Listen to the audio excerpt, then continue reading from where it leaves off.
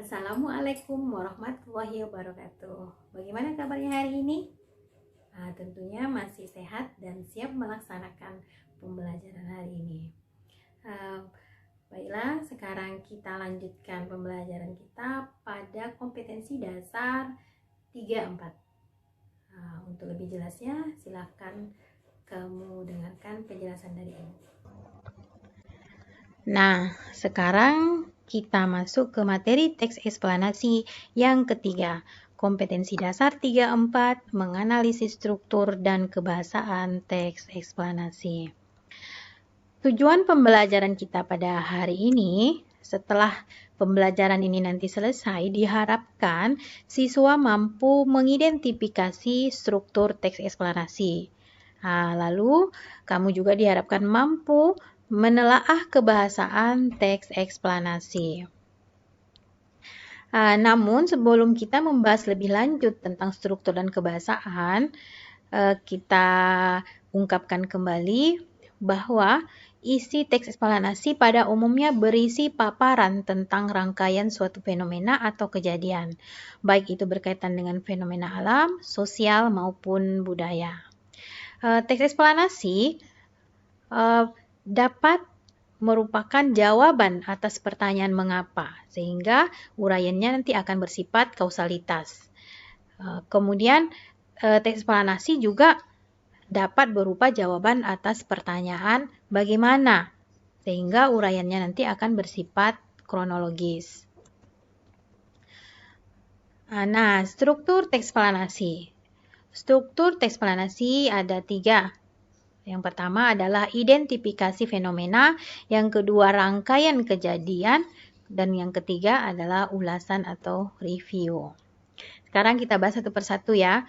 Yang pertama tadi adalah identifikasi fenomena. Di dalam identifikasi fenomena ini akan diterangkan hal-hal yang akan dijelaskan. Ingat ya bahwa teks eksplanasi itu adalah teks yang isinya menjelaskan. Jadi di identifikasi fenomena ini adalah gambaran secara umum tentang fenomena yang akan kita paparkan. Ada juga yang menyebut ini dengan istilah pernyataan umum. Oke. Kemudian struktur yang kedua adalah rangkaian kejadian. Nah, disinilah, di bagian inilah proses kejadian dirinci dengan jelas. Kejadiannya ini bisa kita susun dengan pola kronologis. Itu berarti kita susun berdasarkan urutan waktu, dan ada juga yang berpola kausalitas. Kalau kausalitas berarti disusun berdasarkan hubungan sebab akibat. Di buku lain ada juga yang memberikan istilah struktur ini ada deretan penjelas. Kemudian struktur yang ketiga ada ulasan atau review. Ulasan dapat berupa komentar atau penilaian tentang kejadian yang dipaparkan sebelumnya. Dan ini ada juga buku lain yang menggunakan istilah interpretasi. Nah, inilah struktur teks eksplanasi. Nah, sekarang kita membicarakan tentang ciri kebahasaan. Sebuah teks eksplanasi, ciri kebahasanya yang pertama adalah menggunakan kata yang bermakna lugas atau denotatif. Ini maksudnya kata-kata yang ada di dalam teks eksplanasi itu menggunakan makna yang sebenarnya.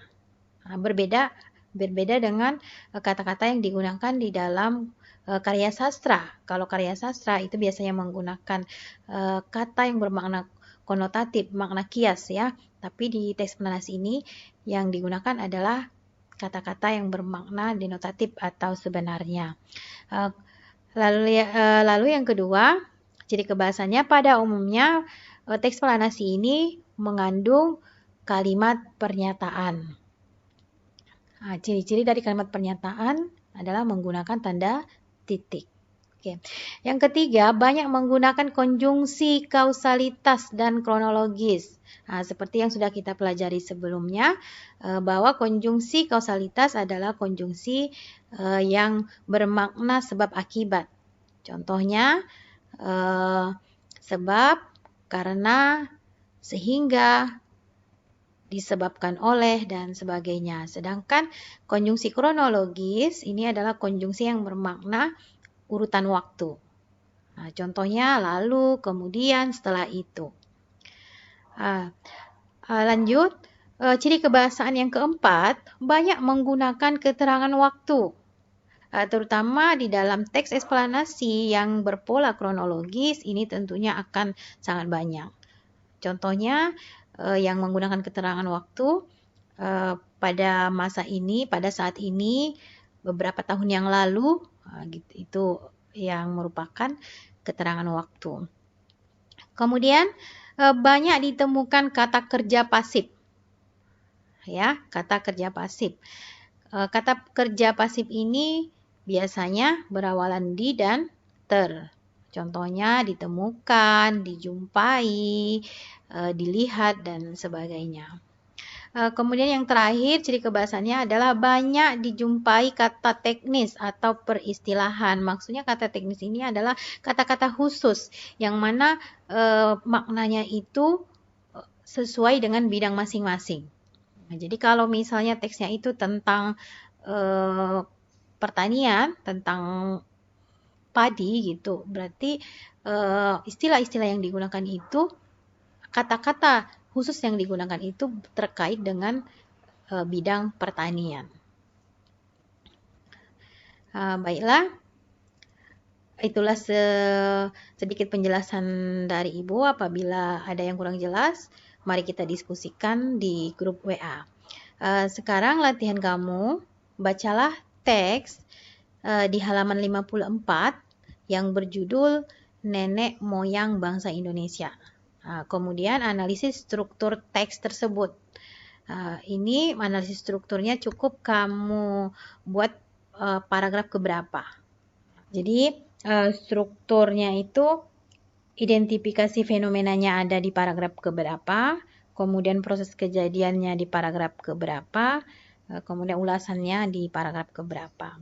Nah, tapi biasanya kalau identifikasi fenomena itu biasanya di awal. Kemudian proses kejadian biasanya di tengah dan ulasannya biasanya di akhir. Cuma batas-batasnya sampai mana. Nah, bisa jadi identifikasi fenomenanya paragraf 1 dan 2 atau paragraf 1 saja. Gitu.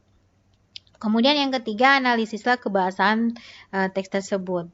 Nah, jadi kamu analisis, kamu cari tadi kebahasaan yang sudah Ibu jelaskan, ada 6 kan, jadi kamu carilah kebahasaan tersebut di dalam teks di halaman 54. Demikian untuk hari ini, selamat mengerjakan. Assalamualaikum warahmatullahi wabarakatuh.